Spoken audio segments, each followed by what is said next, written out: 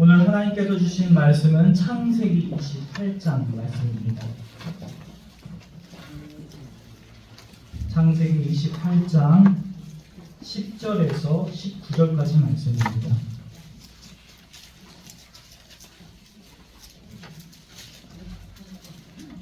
창세기 28장 10절에서 19절까지 말씀입니다.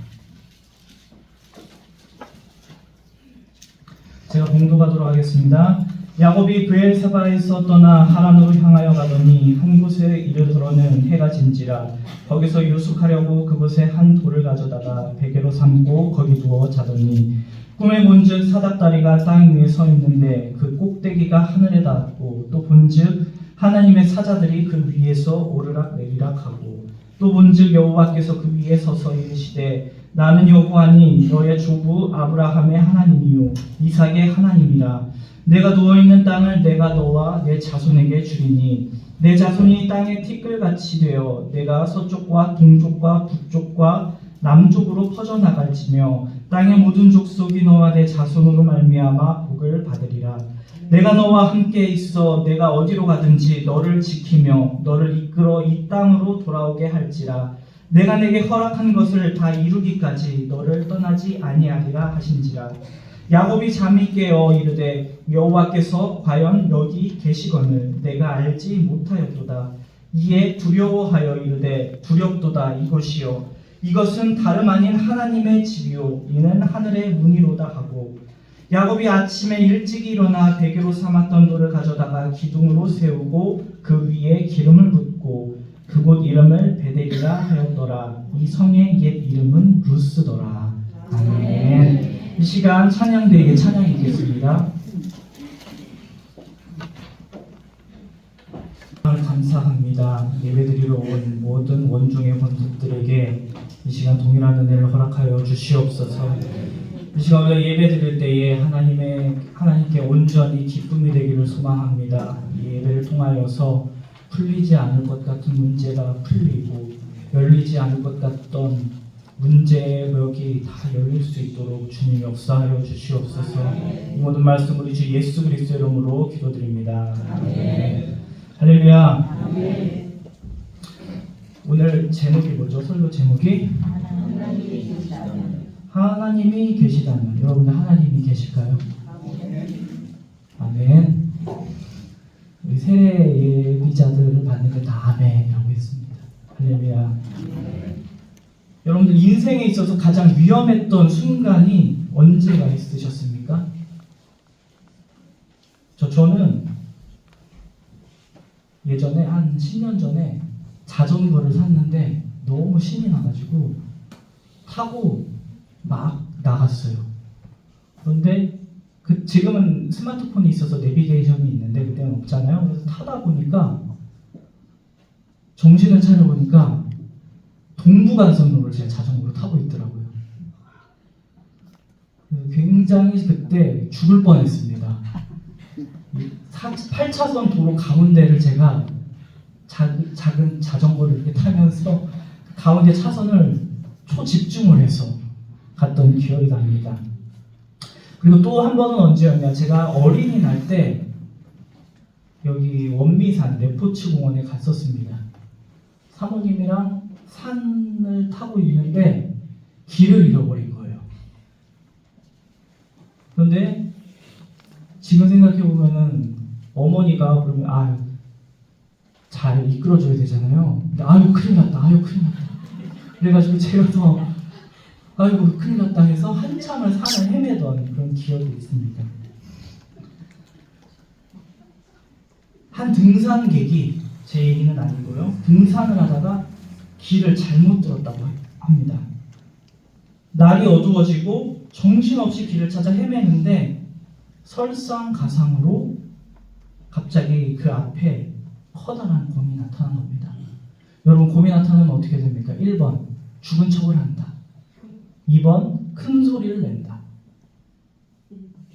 죽은 척을 한다? 왜요? 죽은 척하면 그냥 지나가요, 곰이? 저도 잘 몰라서. 네? 죽은 고기는 안 먹어요?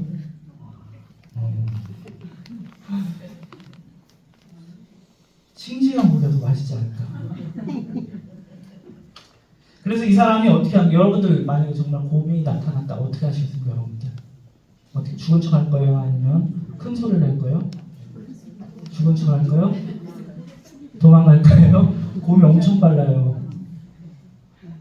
어떡하긴 여러분 뭐 어떻게 해요? 기도해야죠. 그래서 이 사람이 기도를 했습니다. 하나님, 만약에 하나님이 계신다면 이 곰도 하나님을 믿고 착한 마음을 갖게 해주세요. 할렐루야. 그래서 기도를 마치고 눈을 딱 떴는데 그 곰이 얌전하게 그 사람 앞에 무릎을 꿇고 앉아있는 겁니다. 그래서 등산객이 너무 신기하고 감사해서 할렐루야, 하나님 정말 하나님이 계시군요. 감사합니다. 이렇게 응답해 주셔서 감사합니다. 그러자 곰이 무릎을 꿇고 뭐 하나 들어봤는데 곰이 기도를 합니다. 하나님 아버지, 오늘도 일용할 양식을 주셔서 감사합니다. 이런 개그 좋아하시네요.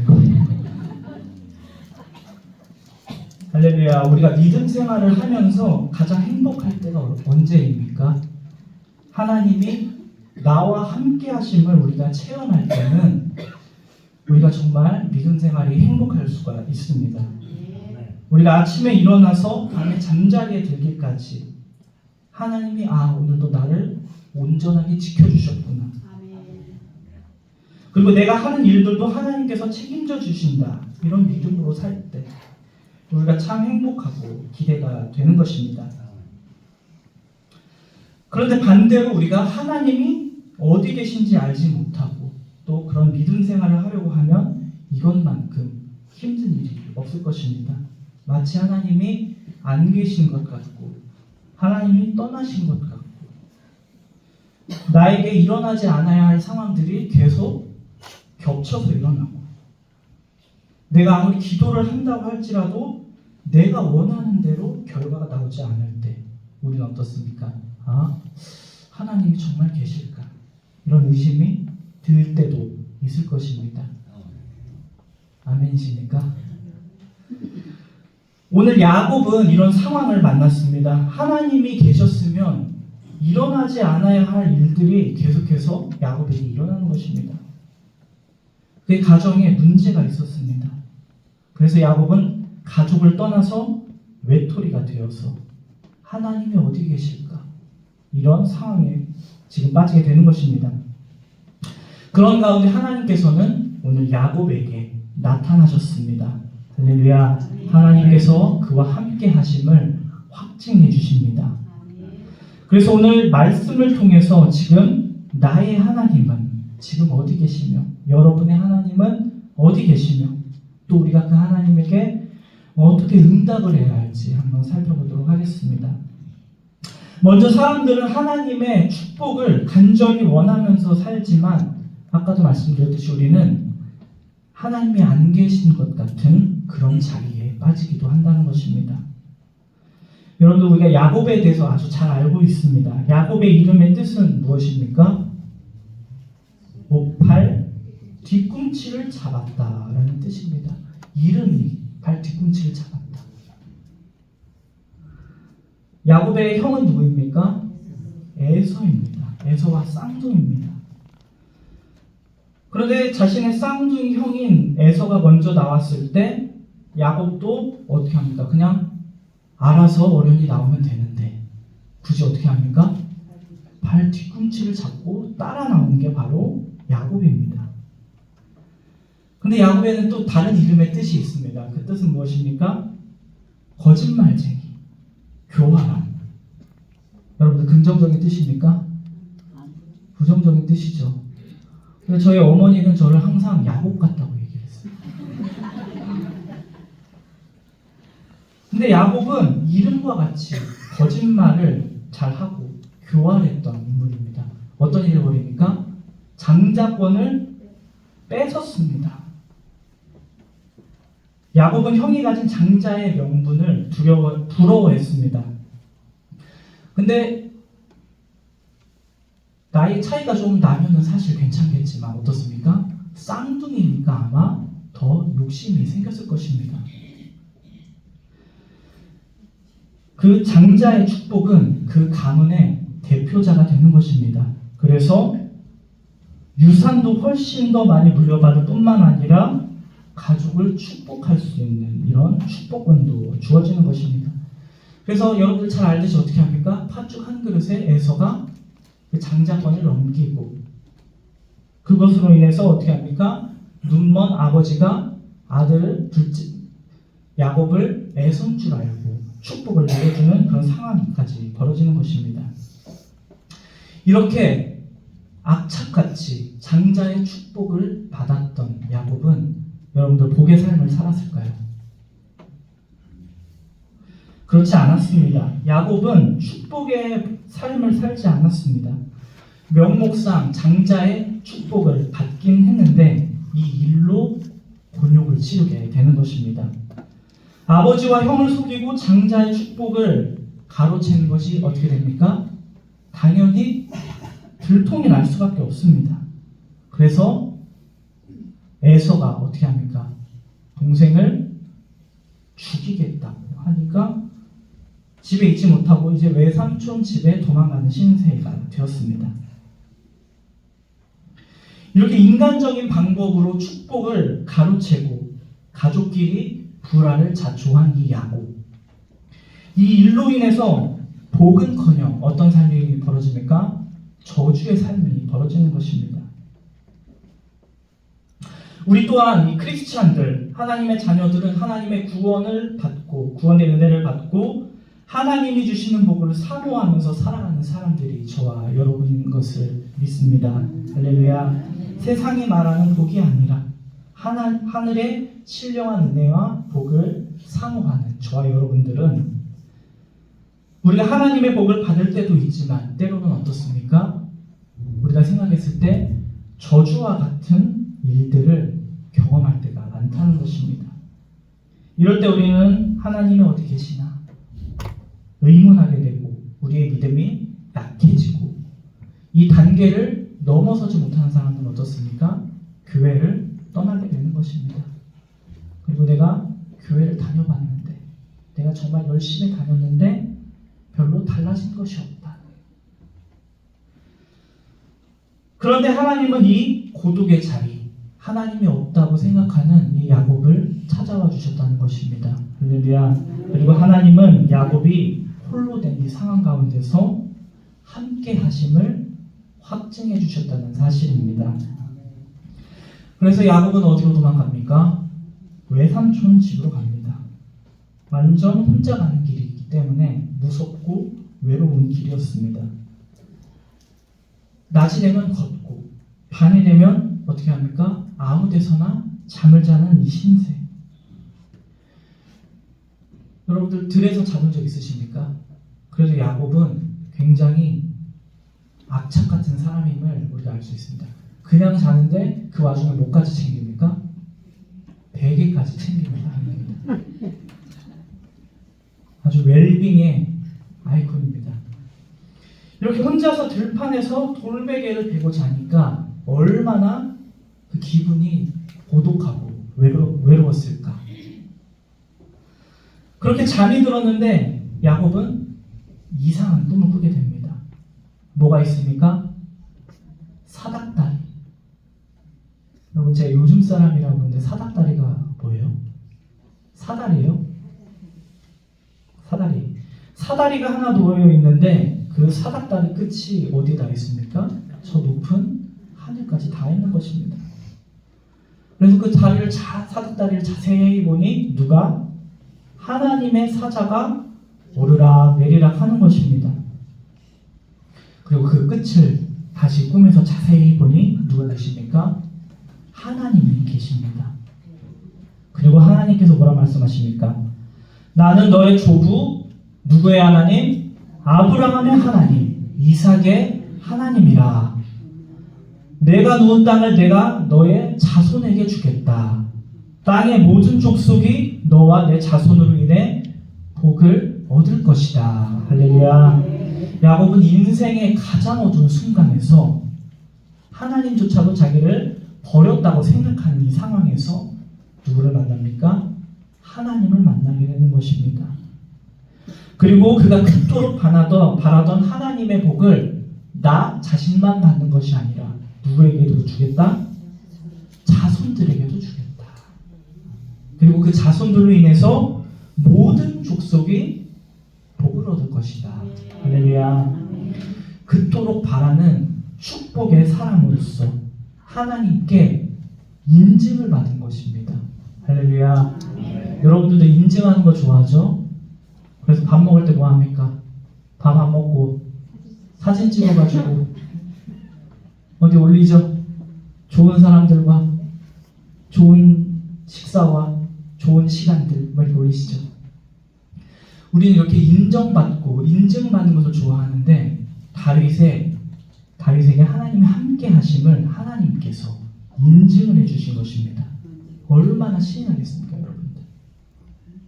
나뿐만 아니라 나를 인해서, 여러분으로 인해서 다른 사람들까지 복을 받는다고 하니 얼마나 큰 은혜가 여러분에게 임하는 것입니까? 그런데 야곱은 또 이 기쁘고 즐거운 상황 속에서 어떻게 했습니까? 그는 두려워했습니다. 그가 잠에서 깨어서 뭐라고 얘기합니까? 여호와께서 과연 여기 계시거늘 내가 알지 못하였도다. 이것으로 인해 두려웠던 것입니다. 하나님은 항상 야곱과 함께 하시니. 그리고 야곱은 이곳이 다른 곳이 아니라 하나님의 전이다. 하늘의 문이다. 라고 고백하게 된 것입니다. 그렇습니다. 우리가 하나님을 만날 때 그 존재를 진정으로 체험하는 자에게는 기쁨도 있지만 그 마음에는 어떤 마음도 있습니까? 두려운 마음도 있는 것입니다. 내가 죄인이기 때문에.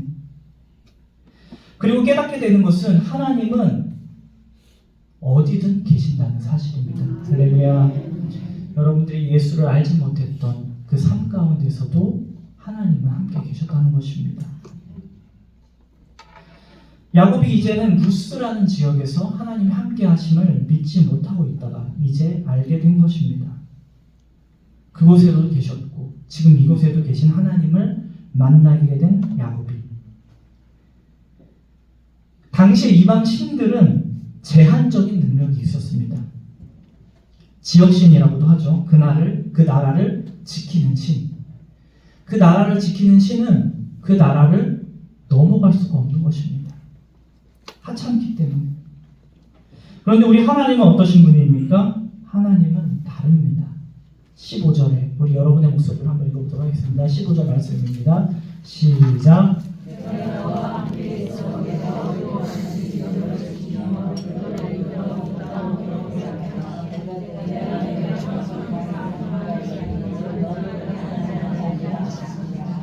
아멘. 내가 어디를 가든지 어떻게 하시겠다고? 너와 함께 하시겠다라고 하셨습니다. 할렐루야. 야곱이 늘 함께 하시겠다는 것입니다. 야곱과 하나님께서 이 약속을 다 이루기까지 하나님께서 함께 하신다는 것입니다. 이러한 약속은 저와 여러분에게도 동일하다는 것입니다. 예수님께서 말씀하셨습니다. 세상 끝까지 내가 너희와 항상 함께하리라. 할렐루야.